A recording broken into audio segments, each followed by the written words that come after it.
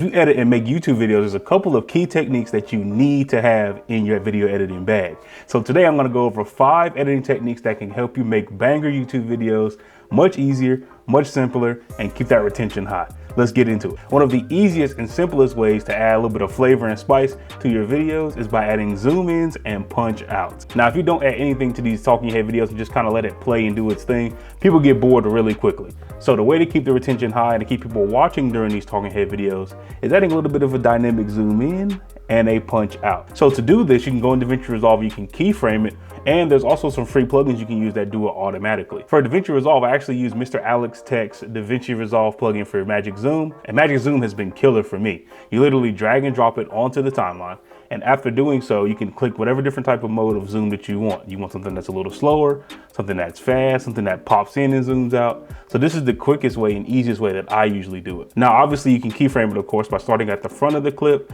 adding a keyframe at the beginning, and going to the end of the clip and adding a zoom at the very end of it. This is easily one of the best ways to keep retention high, especially for your talking head videos. Now, the second way, and the way that I love the most, is adding in B-roll or adding in graphics. And sometimes there are people that tend to overdo this, and I think that's a huge editing mistake. Some people are literally spending all their time spamming transitions, spamming B-roll, spamming effects, and that's cool for your intro, but never during your actual talking head segment, because what it's going to do is get rid of all of the information that you're trying to give to these people. People need to be able to focus on what's in front of them and take in one piece of advice at a time, or any information that you're giving out. As editors, we tend to want to put B-roll and graphics everywhere, but the problem is people can't ingest who this person is on camera. They can't ingest who your client is and what your client's speaking about.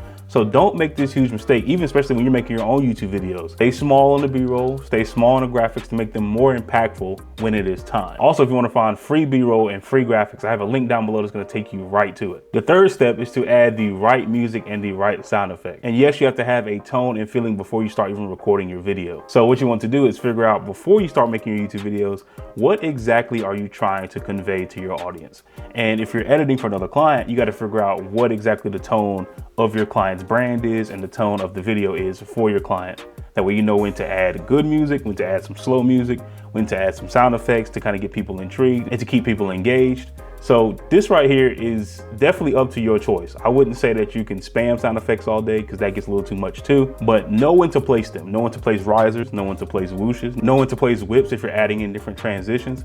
And all this is gonna make your video come to life. You don't wanna have a video that just has straight talking and nothing going on in the back, because people will leave. And one of the best ways to keep them engaged is through impactful music and sound effects that you can use inside of your video. I've got 2 websites down below that I prefer for music and sound effects. One is Soundstripe, and the second one is going to be freesound.org for anybody who doesn't want to spend that extra money downloading sound effects from any of these websites. Speaking of whips and transitions, we're going to talk about now adding different transitions to your video. To me, transitions can be really well done if you know how to use them. Sometimes people are using whips and zoom transitions when they don't really need to. But what I like to do is use transitions when it's time to switch segments, or maybe I'm talking about a different point. And this helps people understand that we're switching to something new, or we're switching to a new topic. That's one of the easiest ways that I will use it, especially if you're starting editing YouTube videos and you're posting YouTube videos. Use these transitions to your advantage to convey to your audience that you're switching topics, or you can use transitions to take somebody to a new area. And I think this is one of the smartest ways to keep people engaged. Now, this fifth and final way is pretty low key, and a lot of people aren't doing it, and it's adding small bite-sized sections and chapters to your videos. As you see at the bottom of all my videos, most of the time it has different steps and different things you have to take from step 1 to step 5, because your audience is going to be able to skip through things they don't care about and be able to watch the most important segments to them, especially if you're into the education model like me. I teach video editing all the time. So if I don't give people chapters and sections to go through, they may already know the first half of the video but not know the last half. So that's why you have to always incorporate small bite-sized sections and chapters into your videos, and this will 10x your watch time, guaranteed. Now, if you're not doing any of these 5, I suggest you pick one and you start working on it immediately.